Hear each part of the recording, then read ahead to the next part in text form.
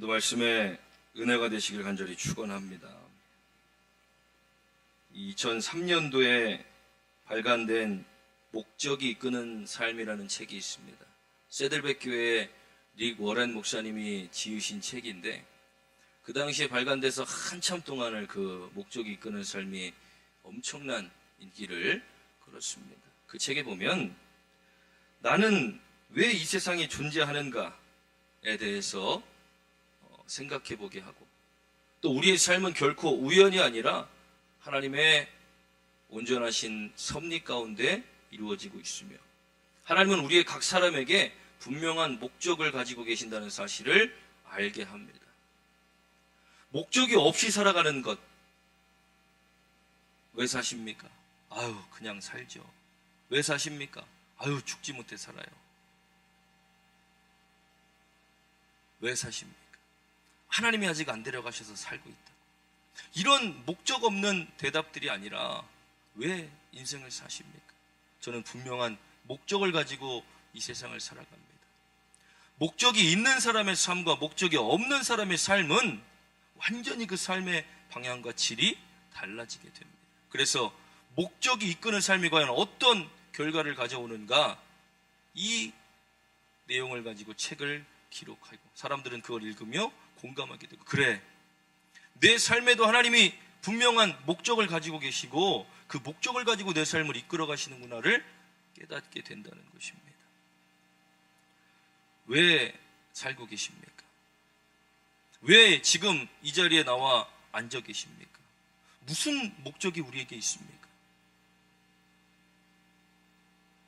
우리는 믿음 생활하면서 자연스럽게 부모님으로 인하여 믿음을 갖게 되거나, 아니면 그냥 어떻게 하다 보니까 교회에 나오게 되었고, 지금까지 흘러오는 대로 신앙생활을 해왔다면 그 목적이 무엇인지를 우리는 정확하게 알지 못할 것입니다.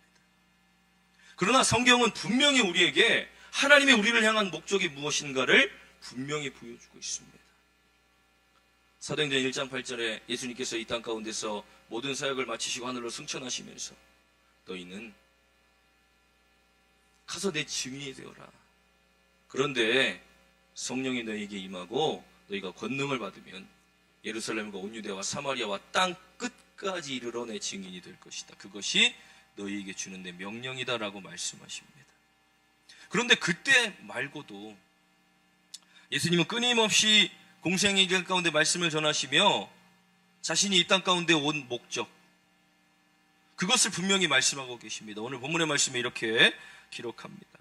예수님께서 나사렛에 이르러서 늘 하시던 대로 회당에 들어가 성경을 읽으려고 서셨습니다. 그때 성경을 주는 자가 이사야의 글을 드리니 예수님께서 이 부분을 찾아 읽으십니다. 이사야 61장 1절부터 3절까지 말씀에 기록된 말씀입니다. 주의 성령이 내게 임하셨으니 이는 가난한 자에게 복음을 전하게 하시려고 내게 기름을 부으시고 나를 보내사 포로된 자에게 자유를, 눈먼 자에게 다시 보게 함을 전파하며 눌린 자를 자유롭게 하고 주의 은혜의 해를 전파하게 하려 하십니다 라는 것입니다.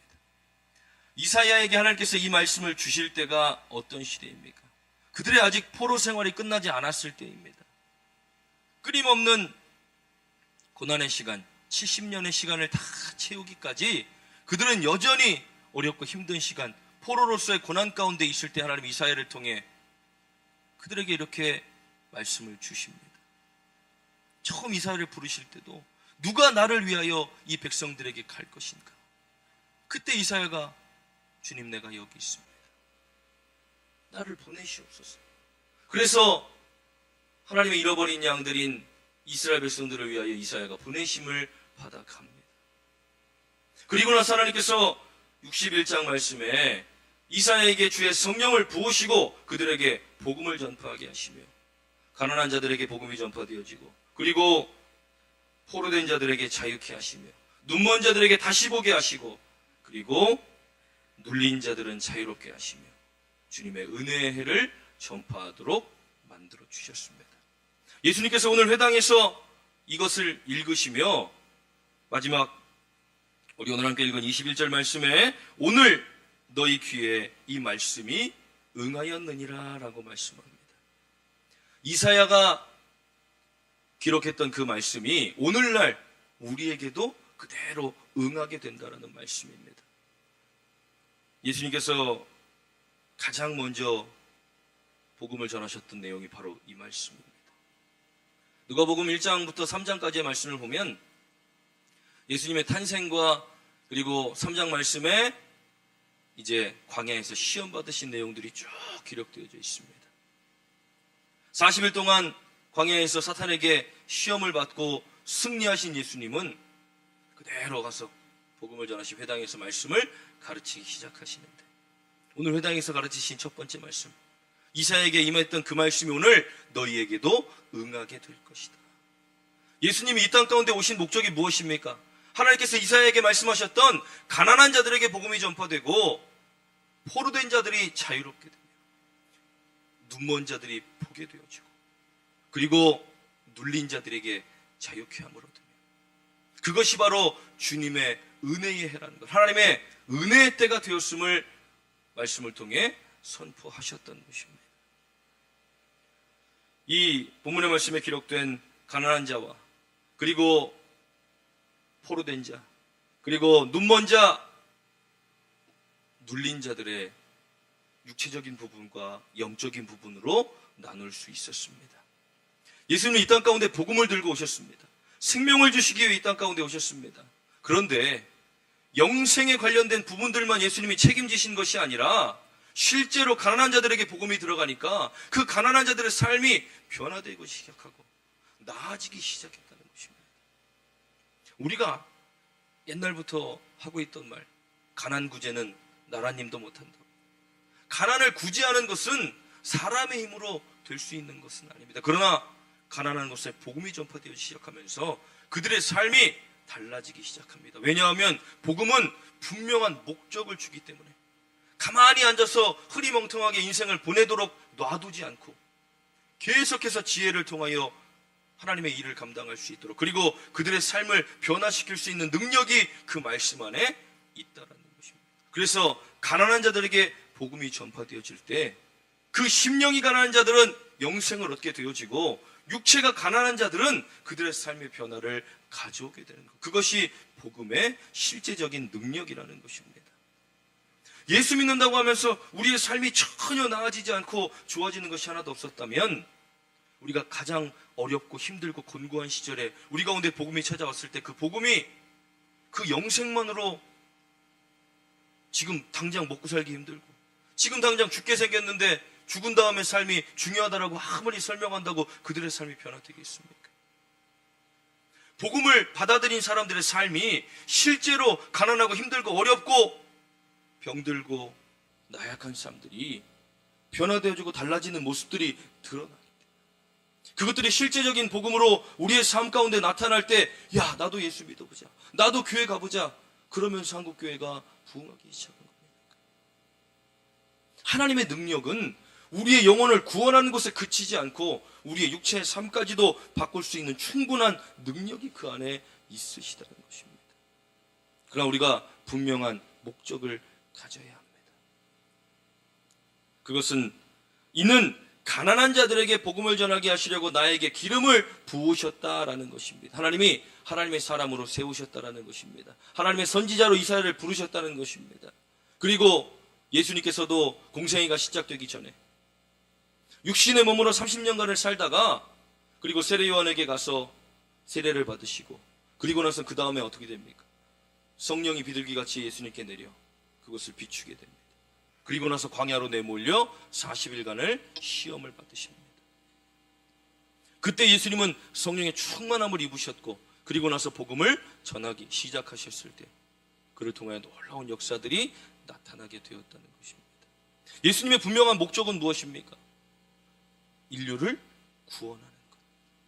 하나님의 뜻을 따라 저들의 죄를 대신 담당하고 십자가에 못 박혀 죽는 것이 예수님의 분명한 목적이었습니다. 그러나 그것으로 끝나지 않고 눈앞에 보이는 가난하고 병든 자들, 귀신 들리고 힘든 자들을 찾아다니시며 그들의 삶을 바꾸시고 그들을 구원하시고 그들의 삶 가운데 가셔서 그들의 삶을 변화시키는 놀라운 능력을 보여주셨다는 것입니다. 그래서 오늘 본문의 말씀에 기록된 가난한 자들에게 복음이 전파되어지고, 그리고 포로된 자들에게 복음이 전파되어지고, 그리고 눈먼 자들에게 복음이 전파되어지고, 그리고 눌린 자들에게 복음이 전파되어질 때 그들은 자유함을 얻고 다시 보게 되며, 그것이 바로 주님의 은혜의 해가 될 수 있는 역사들이 나타나는 것은 하나님의 영이 예수님과 육신의 몸을 입고 오셨기 때문에 하나님의 영이 그 안에 함께 하실 때 예수님이 이런 일들을 다 감당하신 것입니다. 우리는 그럼 무슨 목적을 가져야 합니까? 나에게 주신 하나님의 목적이 무엇입니까? 요한복음 14장 12절 말씀에 나는 이제 아버지께로 가니 나를 믿는 자는 내가 하는 일을 너희도 할 것이요 이보다 더 큰 일을 하리니 나는 이제 아버지께로 간다. 내가 너희를 고아와 같이 버려두지 않고 성령을 너희에게 보내줄 때 그걸 믿는 자들은 내가 하는 일을 너희도 할 것이요 나보다 더 큰 일을 한다는 것. 예수님이 이 땅 가운데 가지고 사셨던 그 목적을 이제는 누구에게? 우리에게 주셨다는 것입니다. 그러니 우리가 그 예수님을 믿고 나아갈 때, 성령의 충만함 우리가 받아 누릴 때 예수님이 하셨던 일을 우리도 할 것이며 그보다 더 큰 일을 하게 되는 것. 그것이 하나님께서 우리에게 맡기신 목적 있는 삶입니다. 이제는 교회로서의 이 건물이 의미가 없는 시대가 되었습니다. 왜냐하면 이 교회를 거룩한 성전이라고 부르지 않습니다. 하나님은 하나님의 거룩한 성전을 우리라고 부르십니다. 각 사람 한 사람 한 사람을 거룩한 성전으로 부르시고, 이제 이 교회가 세상 가운데 나아가 세상을 비추는 빛의 역할을 감당해야 되고, 소금이 필요한 곳에 그 맛을 내는 역할을 감당해야 합니다. 너희는 열심히 믿음 생활에서 빛이 되고 열심히 믿음 생활에 소금이 되어라가 아니라 이미 우리가 믿음 가운데 나오는 순간 우리는 빛과 소금으로서 부르심을 받았다는 것입니다. 하나님의 교회가 되어 이제는 세상 가운데로 나아갈 때 빛이고 소금이라는 것입니다. 빛이 그 빛을 잃고 소금이 그 맛을 잃으면 어떻게 됩니까? 그냥 버려지는 겁니다. 땅에 뿌려져 사람들에게 밟힐 뿐이라는 것입니다. 그러니 우리는 빛의 역할을 감당해야 되고 소금의 역할을 감당해야 합니다. 그것이 우리가 믿음으로 나아가는 우리에게 목적을 주고 우리의 삶을 이끌어가는 힘이 되어진다는 것입니다. 그렇다면 우리가 세상 가운데 나아가서 어떤 일들을 감당합니까? 오늘 본문의 말씀에 기록된 것처럼 내게 기름을 부으시고 나를 보내사 포로된 자에게 자유를 선포하며 눈먼 자에게 다시 보게 하며 눌린 자에게 자유케 함을 주는 것.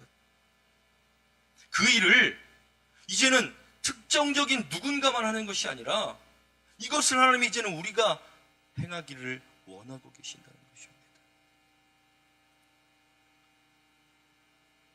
포로된 자가 자유함을 얻는 것. 이것은 이 당시에 이사야에게 말씀을 주실 때에 이스라엘 백성들이 포로로 살고 있을 때 이제 그들에게 복음이 전파되어져 그들이 하나님의 말씀으로 다시 일어서게 되면 그들의 포로의 생활은 이제 끝이 나고 다시 하나님의 자녀로 영원한 지금까지 경험해보지 못한 회복 가운데로 그들을 인도하시겠다라고 약속하셨습니다. 그런데 지금은 우리는 무엇에 포로가 되어 살아갑니까? 돈, 명예, 또 죄, 여러 가지 것들에 포로가 되어 요즘에 청소년들은 게임에, 그리고 성인들은 자신의 명예와 또 자신이 누리는 것들, 이런 모든 것들에 나도 모르는 사이에 점점 그것에 끌려다니게 된다는 것입니다. 포로가 되었는지 안 되었는지 우리가 알 수 있는 방법이 무엇입니까? 내가 원하는 순간에 끊어버릴 수 있으면 그것은 우리는 포로라고 말하지 않습니다. 그러나 내가 멈추고 싶어도 멈춰지지 않을 때, 우리는 여기에 지금 사로잡혀 있구나. 그런 자들에게 복음을 통하여 하나님은 자유케 함을 주시겠다라는 것입니다. 돈을 뛰어넘어 이겨낼 수 있는, 명예를 뛰어넘어 이겨낼 수 있는 우리의 삶의 모든 것들 가운데 하나님보다 우선시되는 나를 포로로 만드는 모든 것들에서 자유케 함을 얻을 수 있는 삶을 우리에게 주시겠다는 복음의 능력은 바로 그것입니다. 그냥 우리의 영혼을 죽음 가운데서 생명 가운데로 옮기는 것으로 끝나는 것이 아니라 이 세상 가운데 우리를 포로로 삼고, 우리를 포로로 삼는 것이 누구입니까?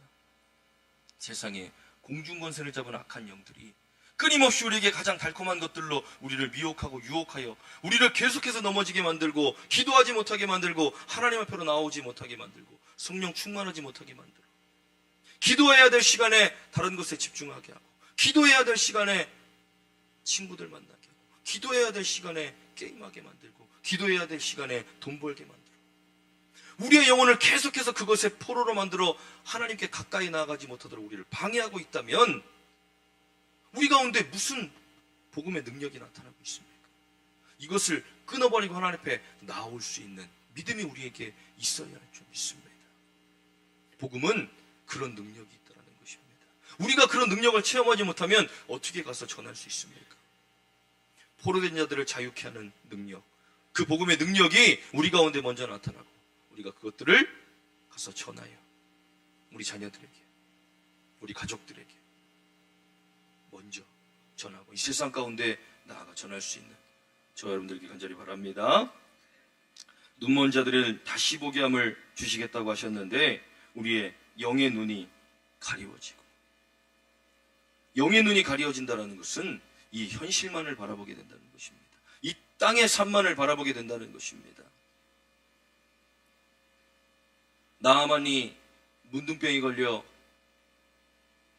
고통당하고 있을 때 하나님의 사람을 찾아갑니다. 그때 그는 영의 눈이 열린 상태가 아닙니다. 그러니 요단강물에 가서 7번 씻으십시오. 그러면은 문둥병이 나을 것입니다. 아니 우리나라에는 이거보다 더 좋은 강이 얼마나 많은데 이 더러운 물에 가서 나를 씻으라고 하냐. 내 생각에는 하며 현실만 바라보고 이게 이렇다고 병이 낫겠느냐. 그러나 영의 눈이 열린 사람들, 하나님 말씀에 순종할 때 그 물이 낫게 하는 것이 아니라 하나님의 능력으로 낫게 되어진다는 것을 보게 되어집니다. 우리의 영의 눈이 가리워져 있다는 것은 하나님이 하실 일들, 하나님이 하시고 있는 일들, 하나님이 하고 계시는 일들을 다 가리워 보지 못하게 만드는 것입니다. 그러니 현실의 문제만 보고도 실족하게 되고 실망하게 되고 좌절하게 되는 것, 그런 영의 눈이 복음을 통하여 열려지게 되어질 때 우리는 현실만 보는 것이 아니라 그 가운데서 일하신 하나님, 그것을 뛰어넘어 일하게 하신 하나님의 능력을 보게 되어진다는 것입니다. 베드로가 예수님의 말씀에 물 위로 걸어와라. 눈앞에 보이는 현실은 넘실거리는 파도, 어마어마한 그 물살에 도저히 걷지 못할 것 같지만 그러나 영의 눈이 열려 그것을 바라볼 때 이 바다가 반석으로 바꾸어 나를 걷게 하신 하나님의 능력을 그가 보았기 때문에 걸었지만 금세 두려움이 찾아와 물에 빠져 들어가게 되었습니다. 우리에게 주시는 하나님의 복음의 능력은 우리의 영의 눈을 열게 하셔서 하나님의 교회로서 우리가 이 세상을 바라볼 때에 육신의 눈으로만 바라보지 않게 하시고 영의 눈을 열어 하나님의 하시는 일들, 하나님이 계획하시고자 하시는 일들, 하나님이 하실 수 있는 일들을 보게 하시고 그것들을 나를 통하여 이제 이루어가기를 원하신다는 것입니다. 이 세상이 얼마나 지금 악한 세상입니까? 악한 일들이 얼마나 많이 일어납니까? 그리고 이제는 그것들이 실시간으로 우리가 인터넷을 통하여 핸드폰으로 그 자리에서 바로바로 볼 수 있는 시대가 되었기 때문에 훨씬 더 악하고 흉악한 일들이 우리 가운데 얼마나 많이 일어나는 줄은 바로바로 보고 있습니다. 다 무슨 자들입니까? 세상의 공중거세 잡은 자들에게 눌린 자들, 눈먼 자들, 그리고 포로된 자들입니다. 그들의 영혼을 사로잡아 그들의 육신을 통하여 그 악한 일들을 이루어가는 이 험악한 세상 가운데 우리가 이 세상을 이길 힘이 어디서부터 옵니까? 바로 복음으로부터 온다는 것, 복음의 능력이라는 것. 주의 영이 내게 임하실 때 내가 그런 일들을 감당할 수 있는 사람이 될 수 있다는 것입니다. 고민과 걱정으로, 그리고 염려와 두려움으로, 이생에 대한 염려, 자식에 대한 염려, 남편에 대한 염려, 가족들에 대한 염려들, 걱정들, 수많은 것들이 우리를 끊임없이 눌러서 기도를 방해하고, 너무나 고통스러울 때 기도가 나옵니까? 기도 안 나옵니다. 너무나 고민이 돼서 걱정이 끝이 없을 때 기도가 나옵니까? 기도 안 나옵니다. 눌려있는 자들은 그렇게 그 영에 눌려 악한 영들이 끊임없이 우리의 영혼을 짓밟아 눌러서 기도하지 못하게 만들고 하나님을 찾지 못하게 만들고 부르짖지 못하게 만드는데 복음의 능력은 그런 것들을 해서 자유함을 얻게 하여 다시 하나님을 보게 하고 다시 하나님을 부르짖게 하고 다시 하나님을 찾게 만드는 능력이 그 안에 있다라는 것입니다. 복음의 능력으로 눌린 것에서 자유함을 얻고, 이제는 영의 눈이 열린 사람들은 그런 사람들이 눈에 보이기 시작합니다. 그런 사람들이 우리 눈에 보여야 찾아가서 기도해주고, 찾아가서 복음을 전하고, 찾아가서 그들에게 자유함을 줄 수 있다는 것입니다. 내가 그런 능력이 있는 것이 아니라 내게 능력 주시는 자 안에서 내가 모든 것을 할 수 있기 때문에, 주의 영이 내게 기름을 부으실 때 우리가 성령의 충만함을 받아 세상 가운데 나아가 그런 일들을 감당할 수 있는 것, 그것이 하나님께서 우리를 교회로 부르시고 그 교회가 이제 일어나 세상 가운데서 감당해야 될 역할들이 분명히 있음을 보여주고 있다는 것입니다. 이제 우리 교회는 일어나야 합니다. 이 악한 세상 가운데 분명한 목적을 하나님 우리에게 주셨고, 이 영적으로 타락하고 영적으로 잠들어 있으며 영적으로 포로되어 있는 이 세상 가운데 이제 믿는 자들이 먼저 일어나 성령의 충만함을 받아 이 세상을 변화시키는 하나님의 놀라운 능력을 가지고 세상을 나가 변화시키는, 우리 아이들이 아무것도 모르는 아이들 같지만 그러나 이 아이들 가운데 성령의 충만함이 임하기 시작하고 복음이 이 안에 들어가기 시작하면 이 아이들이 우리들보다 훨씬 더 전도자라고, 이 아이들이 훨씬 더 많은 환상들을 보며 하나님의 음성을 듣게 되고 하나님의 꿈을 따라 살게 되어 있다는 것입니다. 그래서 지금부터 이 다음 세대가 하나님을 반드시 만나야 하고, 지금부터 하나님의 꿈을 따라 살아야 되고 하나님의 꿈을 쫓아서 살아야 합니다. 그것을 위해 우리 기성세들은 반드시 기도해야 되고, 기도의 후원, 이 아이들이 꿈을 포기하지 않도록, 이 아이들이 믿음을 포기하지 않도록, 이 아이들이 하나님을 떠나 살지 않도록 우리는 할 수 있는 대로 최선을 다해 이 아이들을 하나님께 붙들린 자들, 성령의 충만함을 받은 자들로 세워놓는 것. 그러나 우리가 먼저 그것을 체험하지 않으면 아무런 소용이 없습니다. 우리가 먼저 성령의 충만함을 받고 하나님의 기름 부으심을 받아 이 세상 가운데로 파송된 하나님의 교회로 세워져야 할 줄 믿습니다. 예배 때마다 사모하는 마음으로 나와서 말씀이 우리 가운데 선포되어질 때에 거룩한 부담감을 가지고 기도하며 그 성령의 충만함을 사모하게 되고, 또 성령의 기름 부으심을 받아 이 세상 가운데로 보내심을 받은 하나님의 교회로 세워져가는 저와 여러분들 되기를 간절히 축원합니다. 기도하겠습니다. 하나님, 우리는 왜 살고 있습니까? 또 왜 교회에 나와 앉아 있습니까? 단순히 하나님 위로를 얻기 위하여, 단순히 아픈 것을 치유받기 위하여, 단순히 좋은 말을 듣기 위하여, 하나님 그런 무리로 남아있지 않게 하시고 예수님의 능력과 그 말씀을 직접적으로 듣고 체험하는 그런 진짜 제자가 되어 하나님이 정말 세우시고 부르시는 하나님의 교회로 우리가 온전히 서게 하시고 이 세상 가운데 보내심을 받은 자들로 우리 가정을 변화시키고 우리 직장을 변화시키고 우리 사업장을 변화시키며 세상을 변화시킬 수 있는 하나님의 능력을 가진 자들이 되게 하여 주시옵소서. 오늘 예배 가운데 우리에게 성령의 기름을 부으시고 우리가 한 주간 동안 세상 가운데 살아가며 분명한 하나님의 목적을 가지고 그 목적에 이끄는 대로 살아가는 삶을 경험할 수 있도록 주님, 우리 하늘교회 성도들을 붙드시고 인도하여 주시옵소서. 하나님의 교회로서 그 역할을 잘 감당하고 또 잘했다 칭찬받는 우리의 삶이 되어지길 간절히 원하오며 감사드리며 예수님의 이름으로 기도하옵나이다. 아멘.